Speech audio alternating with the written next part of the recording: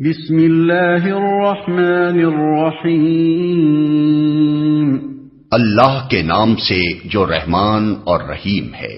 شہر رمضان الذی انزل فیہ القرآن ھدی للناس وبینات من الھدی والفرقان، فمن شہد منکم الشہر فلیصمہ ومن کان مریضا او علی سفر فعدۃ من ایام اخر، یرید اللہ بکم اليسر ولا یرید بکم العسر ولتکملوا العدۃ ولتکبروا اللہ علی ما ھداکم ولعلکم تشکرون۔ رمضان وہ مہینہ ہے جس میں قرآن نازل کیا گیا، جو انسانوں کے لیے سراسر ہدایت ہے اور ایسی واضح تعلیمات پر مشتمل ہے جو راہ راست دکھانے والی اور حق و باطل کا فرق کھول کر رکھ دینے والی ہیں۔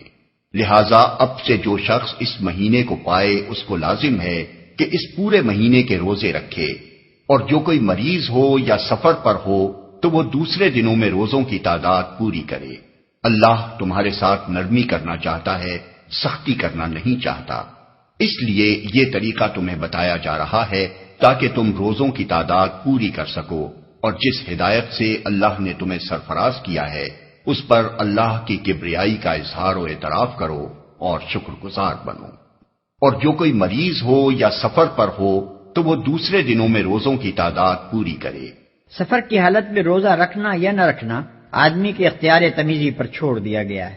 نبی صلی اللہ علیہ وسلم کے ساتھ جو صحابہ سفر میں جایا کرتے تھے ان میں سے کوئی روزہ رکھتا تھا اور کوئی نہ رکھتا تھا، اور دونوں گروہوں میں سے کوئی دوسرے پر اعتراض نہ کرتا تھا۔ خود آن حضرت صلی اللہ علیہ وسلم نے بھی کبھی سفر میں روزہ رکھا ہے اور کبھی نہیں رکھا ہے۔ ایک سفر کے موقع پر ایک شخص بدحال ہو کر گر گیا اور اس کے گرد لوگ جمع ہو گئے۔ نبی صلی اللہ علیہ وسلم نے یہ حال دیکھ کر دریافت فرمایا، کیا معاملہ ہے؟ عرض کیا گیا روزے سے ہے۔ فرمایا یہ نیکی نہیں ہے۔ جنگ کے موقع پر تو آپ حکماً روزے سے روک دیا کرتے تھے تاکہ دشمن سے لڑنے میں کمزوری لاحق نہ ہو۔ حضرت عمر کی روایت ہے کہ ہم نبی صلی اللہ علیہ وسلم کے ساتھ 2 مرتبہ رمضان میں جنگ پر گئے، پہلی مرتبہ جنگ بدر میں اور آخری مرتبہ فتح مکہ کے موقع پر، اور دونوں مرتبہ ہم نے روزے چھوڑ دیے۔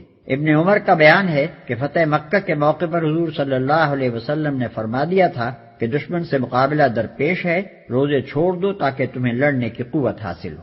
عام سفر کے معاملے میں یہ بات کہ کتنی مسافت کے سفر پر روزہ چھوڑا جا سکتا ہے حضور کے کسی ارشاد سے واضح نہیں ہوتی، اور صحابہ کرام رضوان اللہ تعالی علیہم اجمعین کا عمل اس باب میں مختلف ہے۔ صحیح یہ ہے کہ جس مسافت پر عرف عام میں سفر کا اطلاق ہوتا ہے اور جس میں مسافرانہ حالت انسان پر طاری ہوتی ہے وہ افطار کے لیے کافی ہے۔ یہ امر متفق علیہ ہے کہ جس روز آدمی سفر کی ابتدا کر رہا ہو اس دن کا روزہ افطار کر لینے کا اسے اختیار ہے، چاہے تو گھر سے کھانا کھا کر چلے اور چاہے تو گھر سے نکلتے ہی کھا لے، دونوں عمل صحابہ سے ثابت ہیں۔ یہ امر کہ اگر کسی شہر پر دشمن کا حملہ ہو تو کیا لوگ مقیم ہونے کے باوجود جہاد کی خاطر روزہ چھوڑ سکتے ہیں؟ علماء کے درمیان مختلف فی ہے۔ بعض علماء اس کی اجازت نہیں دیتے، مگر علامہ ابن تیمیہ نے نہایت قوی دلائل کے ساتھ فتویٰ دیا تھا کہ ایسا کرنا بالکل جائز ہے۔ اس پر اللہ کی کبریائی کا اظہار و اعتراف کرو اور شکر گزار بنو۔ یعنی اللہ نے صرف رمضان ہی کے دنوں کو روزوں کے لیے مخصوص نہیں کر دیا ہے، بلکہ جو لوگ رمضان میں کسی عذر شرعی کی بنا پر روزے نہ رکھ سکیں ان کے لیے دوسرے دنوں میں اس کی قضا کر لینے کا راستہ بھی کھول دیا ہے، تاکہ قرآن کی جو نعمت اس نے تم کو دی ہے اس کا شکر ادا کرنے کے قیمتی موقع سے تم محروم نہ رہ جاؤ۔ یہاں یہ بات بھی سمجھ لینی چاہیے کہ رمضان کے روزوں کو صرف عبادت اور صرف تقویٰ کی تربیت ہی نہیں قرار دیا گیا ہے، بلکہ انہیں مزید برآں اس عظیم الشان نعمت ہدایت پر اللہ تعالیٰ کا شکریہ بھی ٹھہرایا گیا ہے جو قرآن کی شکل میں اس نے ہمیں عطا فرمائی ہے۔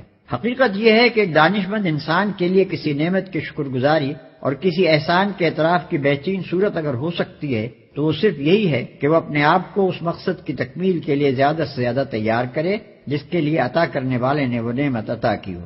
قرآن ہم کو اس لیے عطا فرمایا گیا ہے کہ ہم اللہ تعالیٰ کی رضا کا راستہ جان کر خود اس پر چلیں اور دنیا کو اس پر چلائیں۔